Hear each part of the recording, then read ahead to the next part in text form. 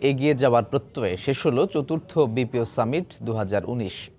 2 দিনের সামিটে বিভিন্ন বিষয়ে 12টি সেমিনারে অংশ নিয়েছেন তরুণ তরুণীরা।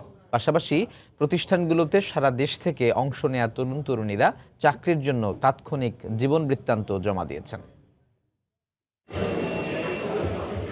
টেলিভিশনের খবর দেখে টাঙ্গাইলের কালিহাতী থেকে হোটেল সোনারগাঁওয়ে 2 দিনের সামিটে অংশ নিতে একাই চলে এসেছেন কামরুল হাসান। হুইলচেয়ারই তার চলাচলের একমাত্র ভরসা। কঠিন রোগে ভুগে 10 বছর আগে হারিয়েছেন পায়ে হাঁটার শক্তি। তবে মনের শক্তিতে বলিয়ান কামরুল দমে যাননি। ডিগ্রি পাশ করেছেন, নিয়েছেন কম্পিউটার প্রশিক্ষণ। ভারী কোনো কাজ করতে পারেন না, তাই ভাবছেন ঘরে বসেই কিছু একটা করার। প্রবল আগ্রহ থেকে বিজনেস প্রসেসিং আউটসোর্সিং বা বিপিও বিষয়ে জানতে এবং কর্মসংস্থানের খোঁজে তার সামিটে অংশ নেয়া। কেউ যদি আমাকে ফ্রিল্যান্সিং সম্পর্কে ধারণা দেয় যে এখান থেকে কর্মসংস্থান হয় কিংবা অর্থ উপার্জন করা, তখন হয়তো আমি এই জিনিসটার একটু ব্যবস্থা করে নিতে পারবো বা করব।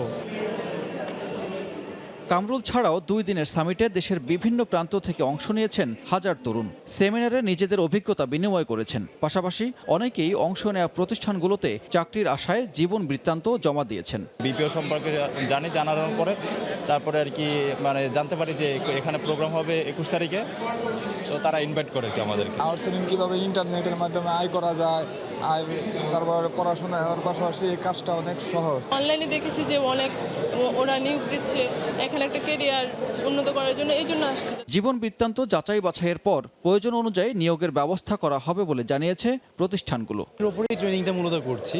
আমাদের গভর্নমেন্ট ফান্ডেড অনেকগুলো ট্রেনিং প্রজেক্ট আছে, যেখানে আমরা ফ্রেশ গ্র্যাজুয়েটস, আনএমপ্লয়েড, আনস্কিল মানুষজনকে আমরা ট্রেনিং দিয়ে স্কিল করে তারপরেই কিন্তু তাদেরকে জবগুলো দিচ্ছি। আমরা personally himself recruited few resources and rest of the resources আমরা কালেক্ট করার সাথে সাথে আমরা আমাদের অফিস যখন শুরু হবে তখন আমরা ওদেরকে আবার ইন্টারভিউর জন্য কল করব।